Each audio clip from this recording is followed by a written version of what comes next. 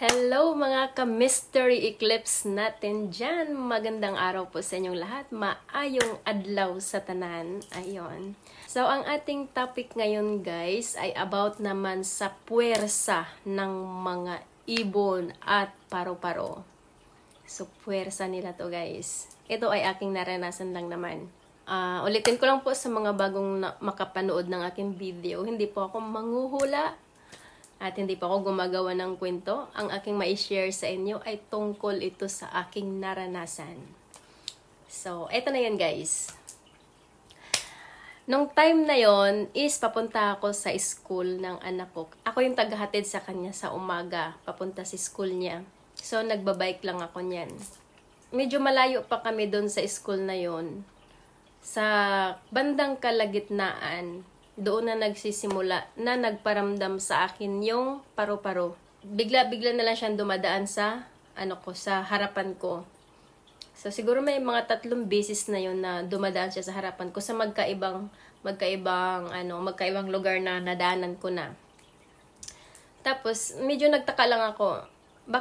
Bakit parang kakaiba yung paru-paro na talagang humaharang siya. Tuwing humaharang siya, nagiging low yung yung takbo ko kasi nga ayaw ko siyang anong tawag doon? Ayaw ko siyang mahagip. Yun. Nung malapit na ako doon sa may kanto, yung ibon na naman na gumanon, dumaan sa harap ko. Bigla ka na namang napaganon at humina na naman yung preno ko.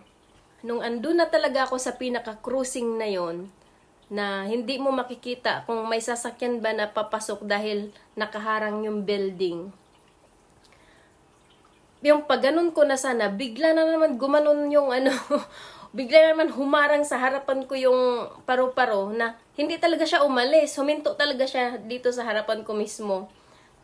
Pag hinto niya, ayaw ko naman siyang mahagip nga, kaya bigla akong napreno. Yun na pala yun.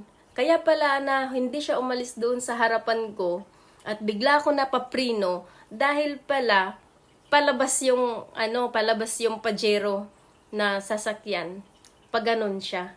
So, kung dumiretso pala ako nun, hagip pala ako. So, yun na pala yung puwersa ng mga paru-paro at saka yung ibon. Sila pala yung mga masasabi ko talaga na guardian angel natin na gumagabay sa atin para hindi tayo mapahamak. Yun yung message pala nila sa akin na harangan ako para yung preno ko dumahan-dahan. Kasi mayroon pala talaga akong kasalubong.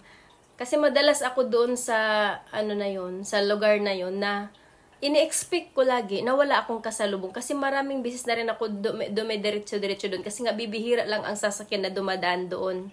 So kaya pala yung time na yon na nagpuwersahan talaga yung mga magkasama sa puwersa yung ibon at saka yung paru-paro.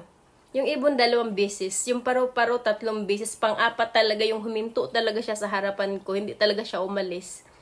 Doon ako napapreno, ng talagang preno, kasi dadaan pala yung yung sasakyan na yun. Then, wala pala talaga yung paru-paro na yun kung hindi niya ako inalalayan. Wala din.